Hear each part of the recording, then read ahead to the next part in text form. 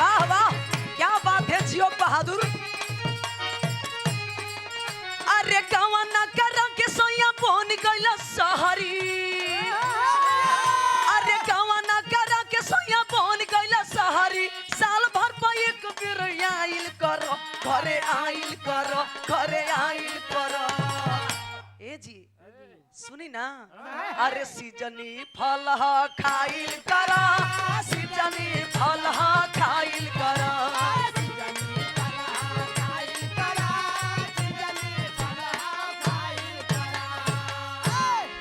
अच्छा, ये महुआ चैनल के माध्यम से हम गायिका मीरा मूर्ति एक हिस्सोर में आप सबके प्रणाम करतनी। आप लोग के बीच में एक छोटा सा बिरहा हम जौन बात सिंगारस के सुनावे चलतनी। लाइन द मास्टर।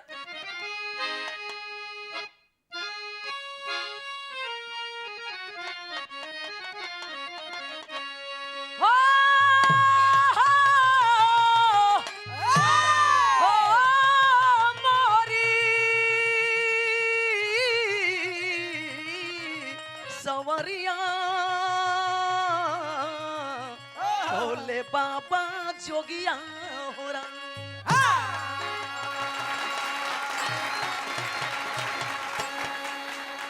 कि तलवार का भार सहले तमनई, कजरा कटार बन के दिल में समाला, अधरन के लाली आधार छीन जिंदगी के, मुस्कान बन के अब धस जाला भाला।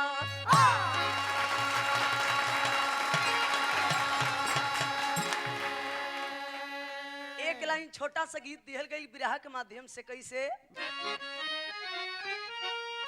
क्या रे राजा विक्रमादित्य ज्ञानिया अभी पिन बीचे आई कैले राम, अरे बहुत रहे पूर्वी बयार दहिया जुड़ाई कैले राम, अरे बहुत रहे पूर्वी बयार दहिया, अरे कुछ दूर भालू एक खने ला जमीनिया, अरे भइले चकिता राजा देखते ही जुनिया, अरे शंका में पड़ले रजनवा, शंका में पड़ले रजनवा, तजिया राई गइले हेरा, अच्छी पी करके देखते ही छानावा दयजर दिखाई गई,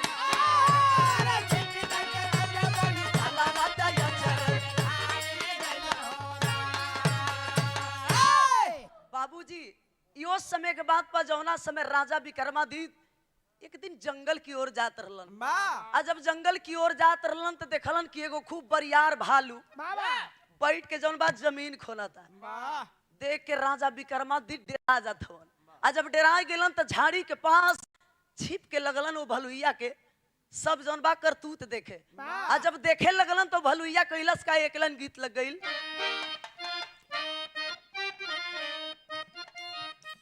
क्या रे छपरा सहारिया से, अरे बिकला हो चरखवा देवर मोरा जोगी रे भाई, बिकला हो चरखवा देवर मोरा जोगी रे भाई, अरे चरखा हो मंगा डाला रे दा देवर मोरा जोगी, चरखा हो मंगा डाला रे दा देवर मोरा जोगी रे भाई, अरे वो हीरा आवत रहले तू इठे बिरनवा चकिता नया नवा रे भइले, तू इठे बिरनवा चकिता नया नवा भइले, आ भलुआ बनाला सुंदर नार चकिता नया नवा, भलुआ बनाला सुंदर नार चकिता नया नवा भइले। बाबूजी राजा विक्रमादित्य छिप के झड़िया में से देखा तो उनकी भलुइया जब देखलस कि दू ठे लड़का आवत हो सब, एकदम खूब सुंदर लड़की बन गई, एकदम गोड़ में छमछम पायल, लीलार पे बिंदी, ओठ में लाली, आंख में काजर, एकदम मस्ती चाल चलत बा। दोनों लड़का देखना से गजी क्या चीज है यार, आय हाय हाय रे, कहां से एक बार हमारा और ताक दी जी भी तो ऐसा बिरावत नहीं कि बुझात तक कोनो कौन रही मेहरारू है।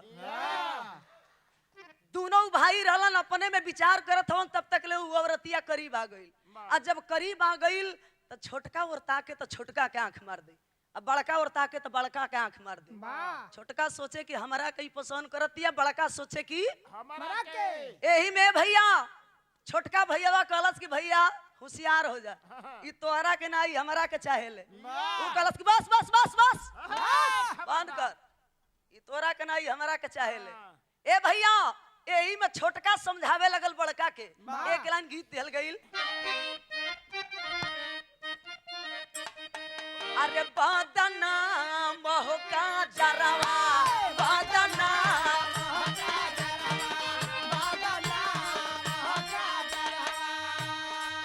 बड़ा बाउर जवनिया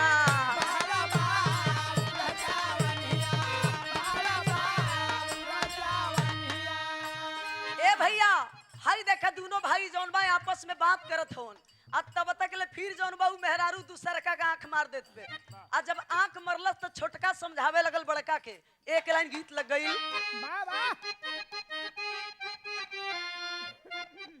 अरे रोवे नहीं हरवा के लोग सखिया दवा करवले पिया बदरी में।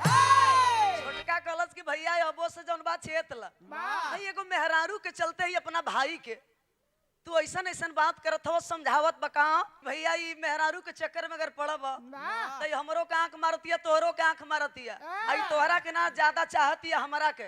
बड़का कलश के तुरंत खींच लहलस तलवार, तलवार खींच करके बाबू जब दोनों भाई भिड़लन हो, बाप रे बाप एगो औरत के चलते दोनों भाई आपस में लड़ाई झगड़ा करे लगलन।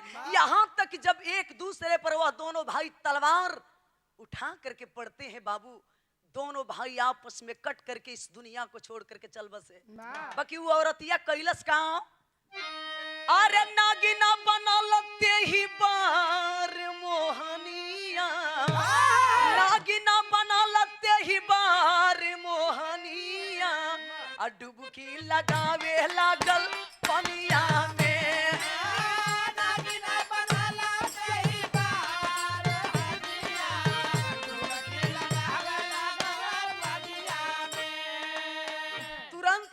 अपन सिंगार पटार उतार के रख दिलस, लुगा होगा सब एकदम चेंज।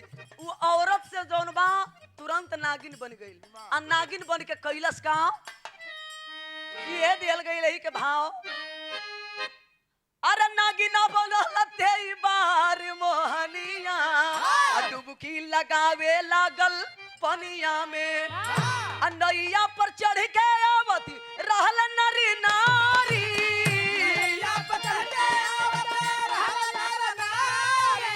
बगला में खड़ा होके, बगला में खड़ा होके नागिन फुफुकारी,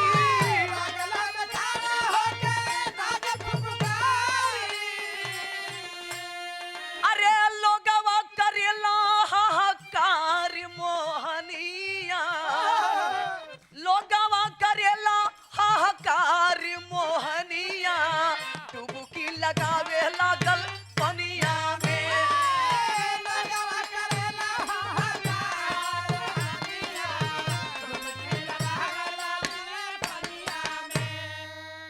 बाबूजी औरत से जब वो नागन बनती है तो जाके बाबूजी गंगा जी में लगल डुबकी मारे।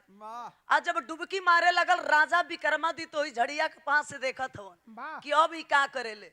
नागिन बन करके जाके वही पनिया में डुबकी मारत मारत देखलस कि एगो बड़ा जौन बा आदमी से भरल नाव आवत बा।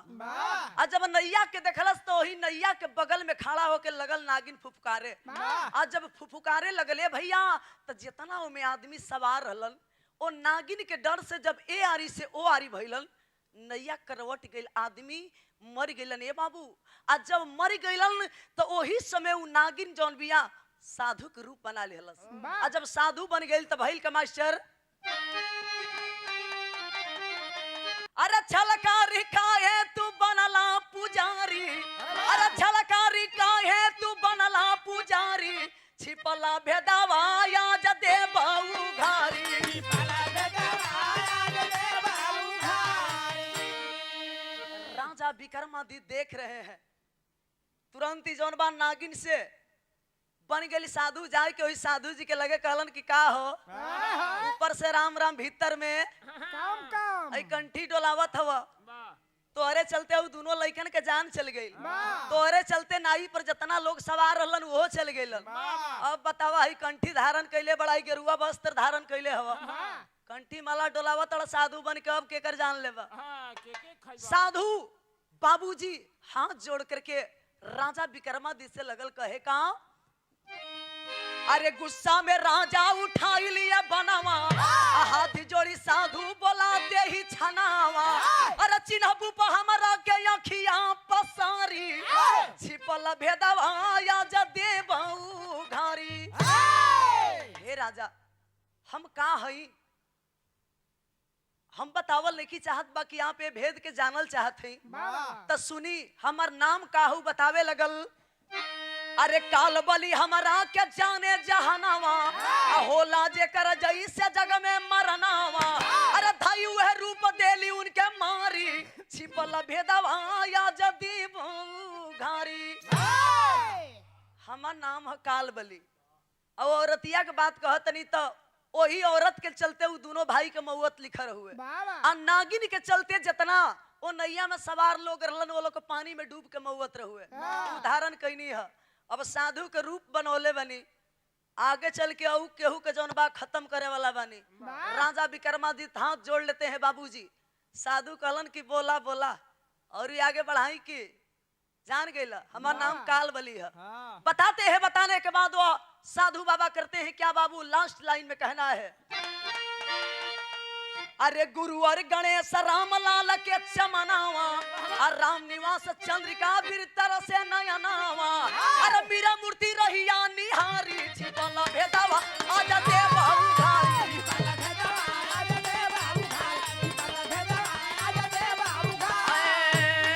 भैया प्रेम से बोला ना जयकार। ई रहली मीरा जी, रुआ सबके गीत आपन सुनावत रही, सुनौली है, आनंद लेत रही सबे।